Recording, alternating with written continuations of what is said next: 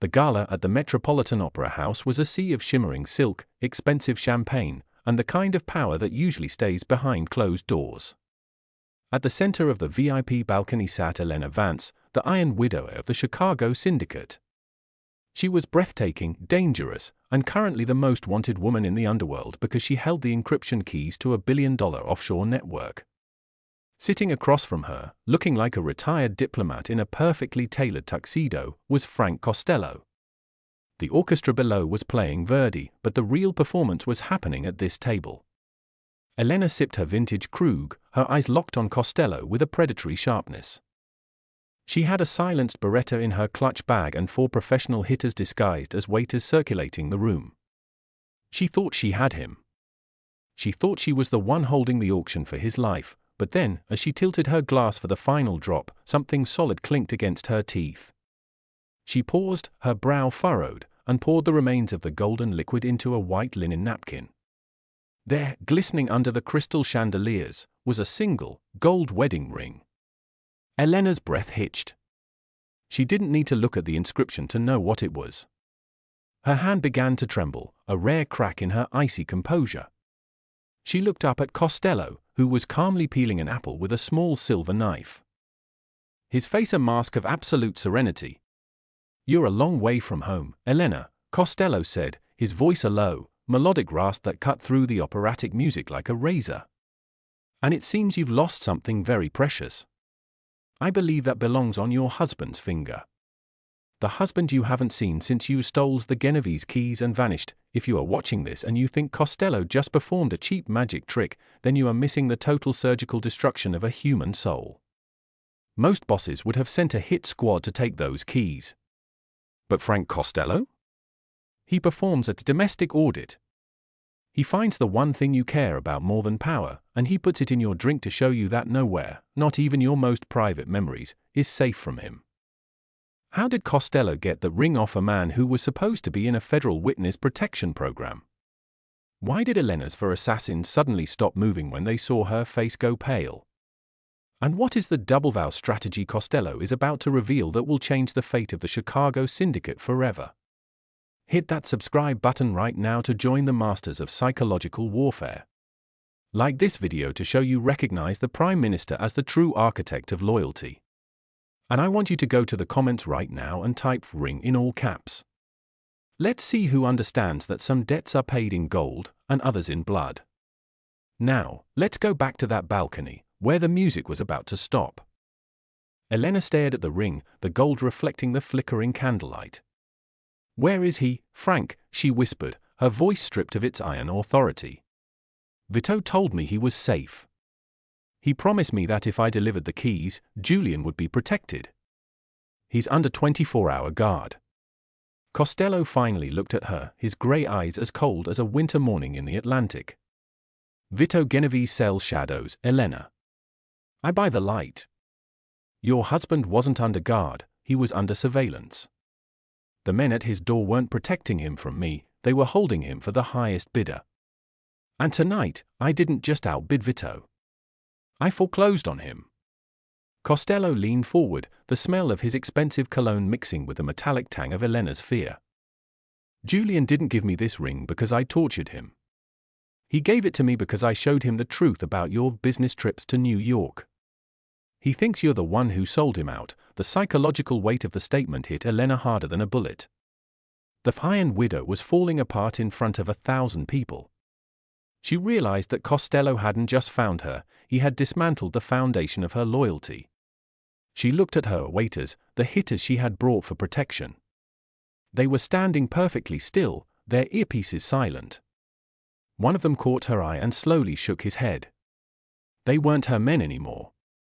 In the 20 minutes since they had entered the opera house, the janitors had reached their families, their bank accounts, and their consciences. Costello didn't need to fire a shot because he had already won the war of the mind. "I have the keys, Frank," Elena said, reaching for her bag, her movement desperate. "Take them. Take the money. Just tell me he's okay." Costello didn't reach for the bag. He didn't even look at it. He just picked up the gold ring from the napkin and held it up to the light. The money is just paper and code, Elena. I can get that anywhere. What I want is the network. I want the Chicago route, and I want you to be the one who hands it to me on a silver platter.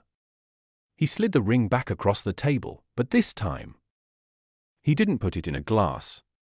He placed it directly on the table between them, like a chess piece. You have 2 minutes until the curtain falls. If you walk out of here with me, you're the new queen of the Midwest under my protection.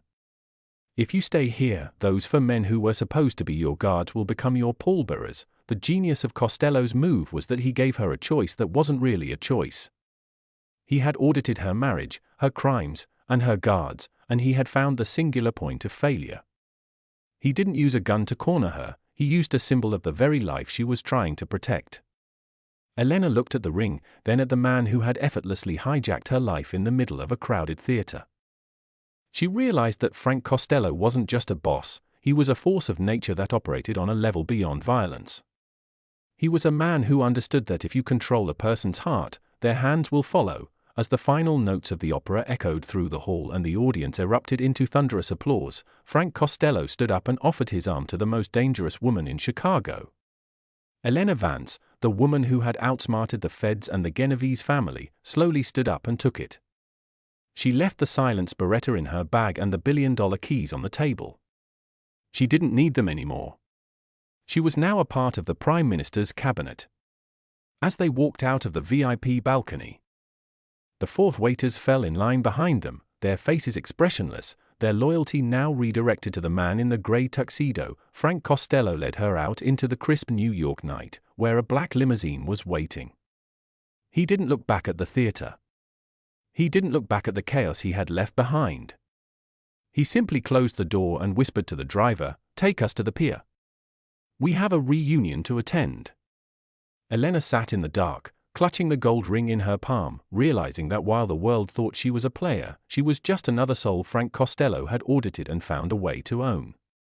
The night of the wedding ring was over, and a new era of the Chicago-New York alliance had begun. Written not in blood, but in the cold, hard logic of a man who knew that everyone has a secret, and every secret has a price. The interior of the limousine felt like a vacuum where the air was composed of pure dread. Elena Vance sat frozen, the gold ring pressed so hard into her palm that it left a deep, red indentation.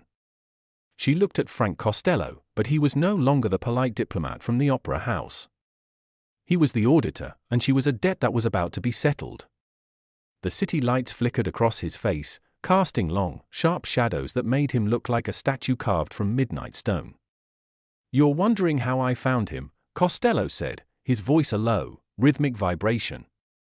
"You're wondering how a man in the highest level of federal protection, tucked away in a safe house even the FBI director can't find, ends up losing his wedding ring to a man like me." Elena's lips trembled, her voice barely a whisper. "He was safe. I gave everything to Genovese to keep him safe. I sold my soul for that protection." Costello chuckled, a dry, hollow sound that echoed in the velvet-lined cabin. "Vito Genovese doesn't sell protection, Elena. He sells leases. And the lease on your husband's life expired the moment you thought you could keep a secret account in the Cayman Islands. You see, Vito didn't protect Julian because he liked you. He protected him because he was waiting for you to finish stealing the syndicate's money so he could take it all at once. But I got to the bank first, if you can feel the pressure building in your chest right now. It's because you're witnessing the total exposure play. Most gangsters use a gun to get what they want. Frank Costello uses a ledger. He doesn't just take your life, he takes the reason you were living it. This is the moment where the Iron Widow realizes that the bars of her cage were built by her own greed. Why did Elena start hyperventilating?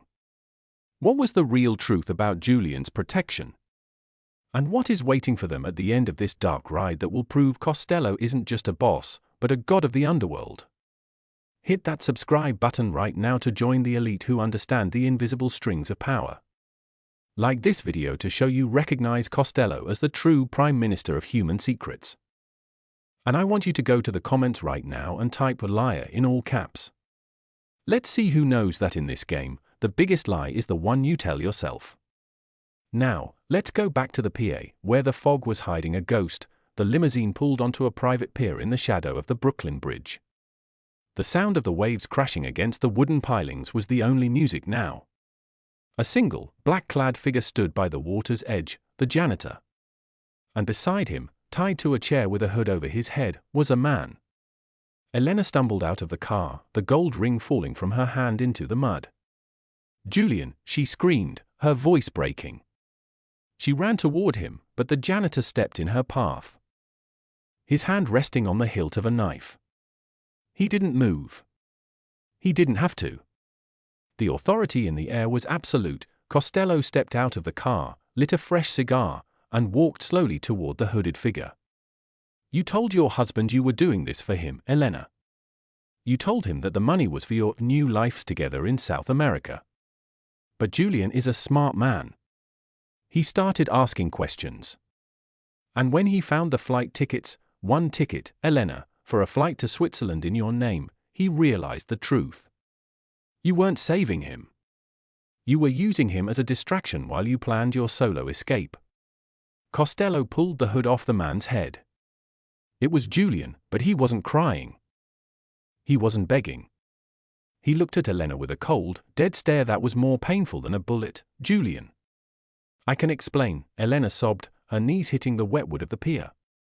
Julian didn't even blink. He looked at Costello and said, "Do it. Just finish it. I'd rather be dead than be the reason this woman breathes."